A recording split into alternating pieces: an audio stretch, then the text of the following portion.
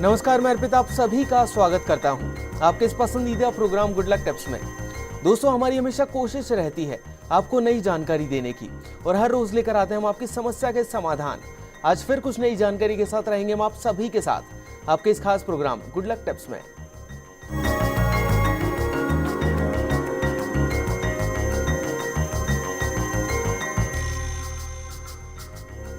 दर्शकों, माघ मास चल रहा है और माघ मास की महिमा तो हम पहले कई एपिसोड में जान चुके हैं। जल्द ही माघ मास की पूर्णिमा आने वाली है। ये पूर्णिमा आपके लिए काफी लाभदायक हो सकती है। भगवान विष्णु की पूजा आपकी परेशानियों को खत्म कर सकती है। आज माघ मास की पूर्णिमा के बारे में विस्तार से बताने के लिए जाने माने ज्योतिष आचार्य पंडित मुकेश शास्त्री जी हमारे साथ स्टूडियो में मौजूद हैं। पंडित जी, आपका बहुत बहुत स्वागत है हमारे स्टूडियो में। जय श्री कृष्णा, जय माता की, जय Shri Hari. Very good morning. चलिए दोस्तों, तो देर किस बात की, जानते हैं पंडित जी से माघ मास की पूर्णिमा के बारे में। गुड लक टिप कार्यक्रम के सभी दर्शकों के ऊपर भगवान श्री हरि का, माँ लक्ष्मी का, माँ बगलामुखी का आशीर्वाद और कृपा दृष्टि हमेशा बनी रहे। आप सभी का कल्याण हो। तो दोस्तों, क्या आपको लगता है कि आपका दुर्भाग्य आपका पीछा नहीं छोड़ रहा है? क्या आपको लगता है कि आपको पग पग पर बाधाओं का सामना करना पड़ता है? क्या आपको लगता है कि आपको शारीरिक, आर्थिक और मानसिक समस्याओं का लगातार सामना करना पड़ रहा है? क्या आपको लगता है कि मेडिकल साइंस के लाख इलाज के बावजूद भी आपके घर में वंश वृद्धि नहीं हो पा रही है? क्या आप बेरोजगार हैं? क्या उम्र बीतती जा रही है विवाह की, लेकिन सुयोग्य जीवन साथी आपको प्राप्त नहीं हो रहा है? यदि हां, तो मित्रों, इस बार 22 फरवरी सन 2016 यानी जो आने वाला जो सोमवार है, उसके दिन माघ मास की पूर्णिमा का उत्सव मनाया जाएगा। उस दिन भगवान सत्यनारायण की व्रत कथा को करना, भगवान विष्णु की आराधना करना, भगवान शिव की आराधना करना आपके सभी कष्टों को दूर करेगा, आपके सभी मनोरथों को पूर्ण करेगा। ब्रह्मवैवर्त पुराण में कहा गया है कि माघी पूर्णिमा पर भगवान विष्णु जो है वो स्वयं गंगा जल में निवास करते हैं, पवित्र नदियों में निवास करते हैं। अतः इस पावन समय में गंगा जल का स्पर्श मात्र भी स्वर्ग की प्राप्ति करा देता है। इसी प्रकार पुराणों में मान्यता है कि भगवान विष्णु का व्रत करना, उपवास करना, दान करना, उनसे भी जितना भगवान विष्णु प्रसन्न नहीं होते हैं, जितना सिर्फ माघ मास की पूर्णिमा के दिन स्नान करने से प्रसन्न होते हैं। तो माघ मास की पूर्णिमा के दिन किए गए यज्ञ, तप और दान का विशेष महत्व शास्त्रों में उल्लेखित किया गया है। भगवान विष्णु की पूजा की जाती है। भोजन, वस्त्र, गुड़, कपास, घी, लड्डू, फल, अन्न इत्यादि का दान करना सबसे पुण्यदायक माना जाता है। तो माघ मास की पूर्णिमा में प्रातःकाल सूर्योदय से पूर्व कोई भी पवित्र नदी हो या घर पर भी स्नान करके भगवान मधुसूदन की, भगवान श्री कृष्ण की, भगवान श्री विष्णु की पूजा आराधना करनी चाहिए। भगवान सत्यनारायण की आराधना करनी चाहिए। तो भगवान विष्णु की असीम कृपा बनी रहती है जो माघ मास की पूर्णिमा पे तीर्थ स्नान करता है। सुख, सौभाग्य, धन, संतान की प्राप्ति होती है। इसीलिए तो माघ स्नान को पुण्यशाली माना गया है। यह भी कहा जाता है कि स्थिति में भगवान नारायण जो है क्षीर सागर में विराजते हैं और गंगा जी क्षीर सागर का ही रूप मानी गई है।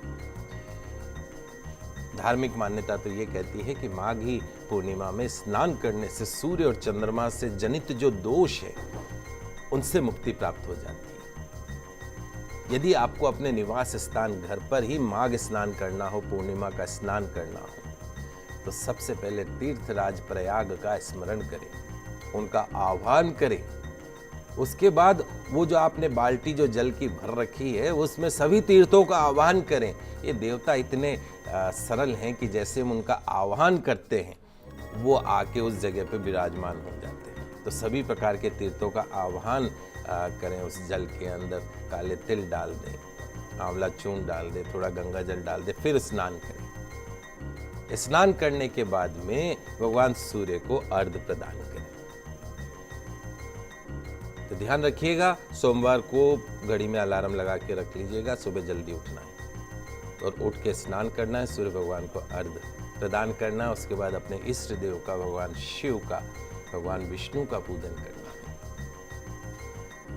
पुराणों के अनुसार माघ मास में सूर्योदय के पूर्व आकाश में गिने गिने तारे रहते समय स्नान करना चाहिए। उसके बाद जितना विलंब होता जाएगा उतना ही पुण्य फल कम होता जाएगा। आपकी मर्जी है, सुबह 5 बजे स्नान करिए, ज़्यादा पुण्य मिलेगा। दोपहर में 11 बजे स्नान करिए, उतना कम पुण्य है। वो तो घटता चला गया, लोग बाग लेते गए उसमें से, फिर आपका नंबर लास्ट में आ जाएगा। तो पुराणों में, शास्त्रों में माघी पूर्णिमा स्नान की असीम महत्वता बताई गई है। तो जो व्यक्ति माघी पूर्णिमा पर तीर्थ स्नान करता है उसके सभी पाप नष्ट हो जाते हैं। 21 पीढ़ियां तर जाती है। 21 पीढ़ियां बहुत बड़ी बात। समस्त सांसारिक सुखों को भोग कर अंत में भगवान विष्णु के लोक को प्राप्त होता है। पंडित जी, माघ मास की पूर्णिमा का महत्व तो आपने हमारे सभी दर्शकों को बता दिया, लेकिन भगवान विष्णु का पूजन कैसे करना होता है वो जानना चाहेंगे पंडित जी हम आपसे। माघी पूर्णिमा के अवसर पर आप सभी घर घर में भगवान सत्यनारायण जी की कथा तो करते ही हैं। जो नहीं करते हैं उनको शुरू कर देना चाहिए। भगवान विष्णु की पूजा में केले के पत्ते, फल, पंचामृत, सुपारी, पान, तिल, मोली, रोली, कुमकुम, दुर्वा इत्यादि सामग्री का उपयोग किया जाता है। भगवान सत्यनारायण की पूजा के लिए दूध, शहद, केला, गंगाजल, तुलसी पत्ता, मेवा मिलाकर पंचामृत तैयार करें। उसके साथ आटे को भूनकर उसमें चीनी मिलाकर चूरमे का प्रसाद बनाएं और इसका भोग भगवान सत्यनारायण को लगाना है। सत्यनारायण भगवान की कथा के बाद उनका पूजन करें। माँ लक्ष्मी का पूजन करें, भगवान महादेव का पूजन करें, ब्रह्मा का पूजन करें, उन सब की आरती करें और चरणामृत लेकर प्रसाद जो है वो सभी को बांट दें। माघ मास को 32वीं पूर्णिमा व्रत भी कहते हैं। शास्त्रों के अनुसार माघी पूर्णिमा के दिन अन्न का दान करना और वस्त्र का दान करना बहुत ही महत्वपूर्ण बताया गया है।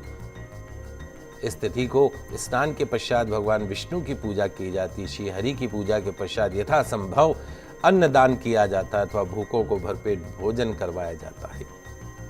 ब्राह्मणों और पुरोहितों को यथासंभव श्रद्धा पूर्वक दान दे उनका आशीर्वाद लिया जाता है। शिव मत को मानने वाले व्यक्ति जो हैं भगवान शंकर की पूजा करते हैं। जो भक्त शिव और भगवान विष्णु के प्रति समदर्शी होते हैं वो शिव और विष्णु दोनों की ही पूजा करते हैं। शास्त्रों के अनुसार माघी पूर्णिमा के दिन अन्न का दान करना, वस्त्र का दान करना बहुत महत्वपूर्ण माना गया है। गंगा स्नान के पश्चात भगवान विष्णु की पूजा करनी चाहिए। तो इस तरीके से आप भगवान विष्णु की पूजा कर सकते हैं। देखिए, माघी पूर्णिमा पे कोशिश कीजिए कि जो जरूरतमंद हो उनको भोजन अवश्य करवाएं। बहुत पुण्य की प्राप्ति होती है। मनुष्य जीवन आपको मिला ही इसीलिए भगवान ने आपको सक्षम बनाया है। इतना सक्षम तो बनाया है कि आप कम से कम लोगों को खाना खिला सकें, भोजन करवा सकें। ऐसे पुण्य को आप व्यर्थ मत जाने दीजिए। तो यथासंभव सबको भोजन कराएं, दान करें, उनका आशीर्वाद लें, उसके बाद आप स्वयं भोजन करें। तो इस प्रकार से इस पूजा को आप कर सकते हो। शिव मत को मानने वाले जो व्यक्ति है भगवान शंकर की पूजा मैंने बताया जैसे वो कर सकते हैं। तो शिव की पूजा, भगवान विष्णु की पूजा और भगवान सत्यनारायण की पूजा, ये तीनों पूजाएं इस दिन की जा सकती हैं। तो गंगा के जल में चूंकि शिव और विष्णु की पूजा करना परम कल्याणकारी माना गया है, इसलिए माघी पूर्णिमा के दिन इन पूजाओं को विशेष रूप से आप कीजिएगा। दर्शकों, माघी पूर्णिमा पर किए जाने वाले कुछ विशेष उपाय आपको आपकी समस्याओं से छुटकारा दिला सकते हैं। तो आइए जान लेते हैं उन उपायों के बारे में।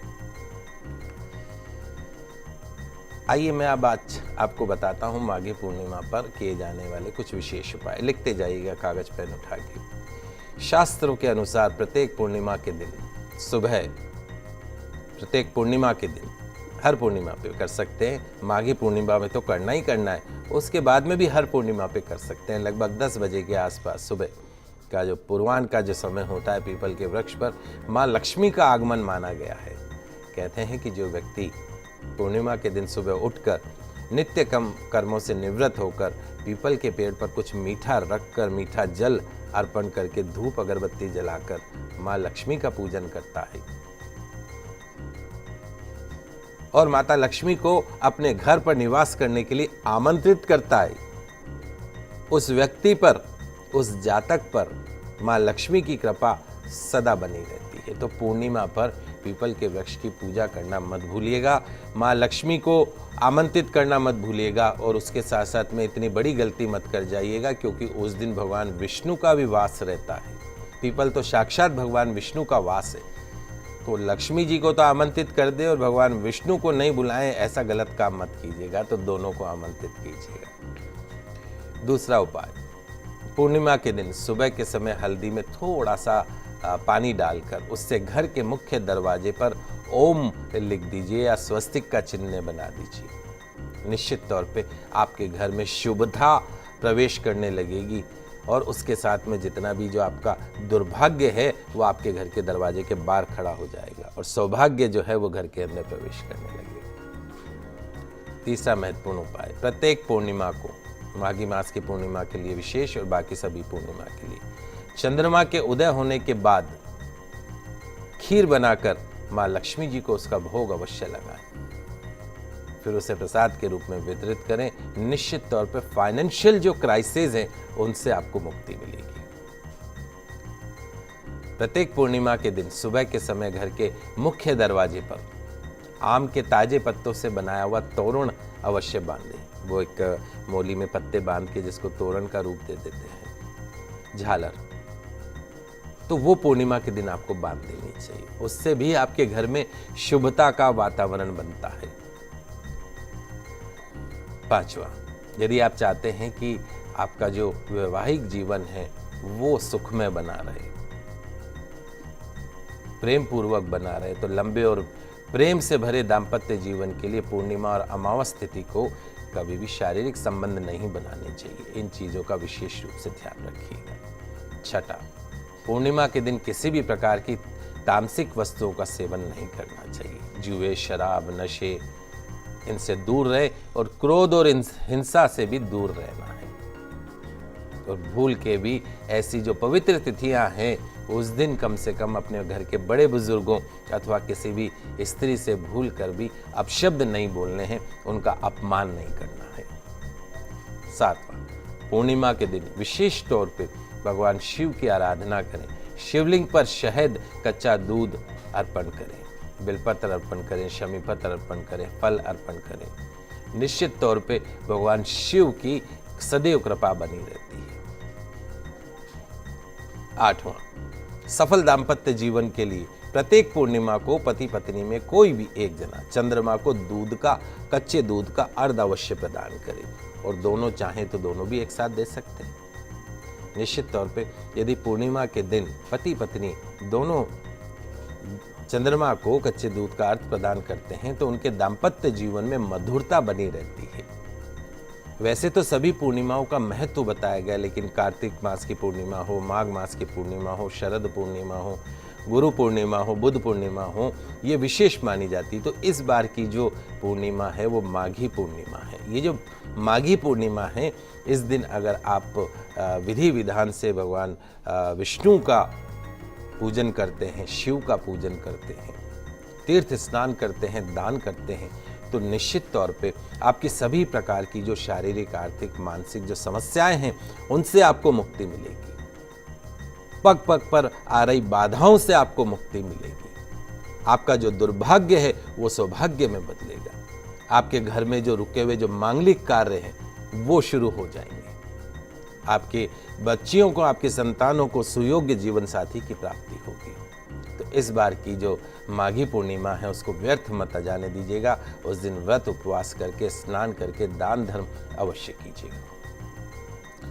चलिए दोस्तों, यहाँ पर वक्त हो चला एक छोटे से ब्रेक का, लेकिन आप कहीं मत जाइएगा, जल्द वापस लौटते हैं गुड लक टिप्स में।